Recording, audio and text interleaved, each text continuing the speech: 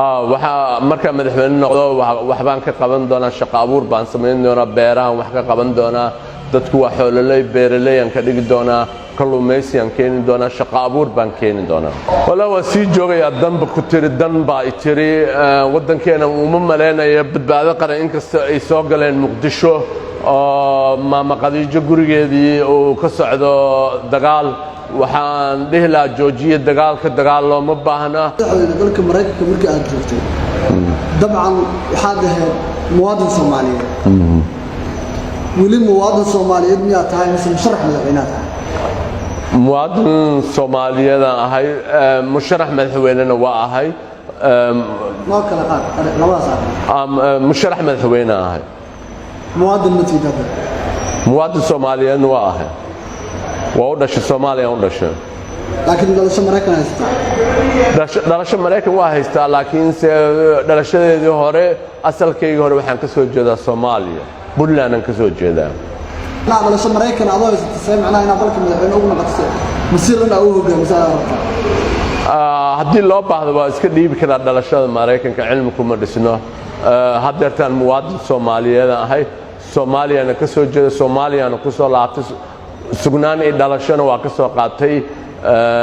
dawladda hoose waraaqda dambi baaristana waa soo qaatay CID-da waxa ay dhiman inaan godka jilaco tago oo waraaqda dambi baarista aan soo qaato laakiin waraysi midka lacaan oo hadda ka hor dad asxaab ay kula yeeshteen oo aan saaxiibana oo saxaafadana saaxiibo ku nahay waxaad ku tiri baasaboorkii Mareykanka ma dhiibayo waayo Mareykan garab ugu baahanaa ayada dowladnimada ugu wado iyo garab uga baahanaa Mareykanka laakiin haddii ay noqoto inaan iska dhiibo waa iska dhiibaya qasab ma ahan dad madaxweyne Soomaaliyeed ana laakiin مثلا mid ka soo qaad adigu waxa tiri baasaboorkii Mareykanka ama dhiibayo garab aan ugu baahanaa haatana waxa leedahay baasaboorka Mareykanka waa dhiibaya laba farqi soo uma dhaxaysa laba farqi u dhaxaysa laakiin waxay ku xiran tahay situationka ku xiran tahay markaas jira marka Mareykanka waa ka imid 30 sano aan ku maqnaa marka hadeer aan ka soo laabtay dhalasho iyo sugnaan waa qaatay dawladda hoose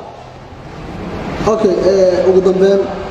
gunti ganaanadkii barnaamijkeena dhinacyada badan taabanaya ayaan ku sii shaqeynaa waxaan ka rabaa oo aan ku weydiinayaa kulli dowlad goboleedyada Soomaaliya ka jira ee farbadii adigu maadaama aad tahay musharax madaxweyne xildhibaano badan oo aqalka sare soo baxay la xiriirtay saaxiib ma la tahay heshiis ma la tahay wax meel wada dhigateen waayo ayaga doorashadii wixii ayaga hogaaminaya senataro badan aan la hadlay aan wacay nambaradoodii iyo teleefoonadoodii la siiyay qaarna waan wada hadalnay waa heshiinay waana wada sheekaysanay meel fiican noomana qaarna way dansadeen oo waa la hadli waayeen marka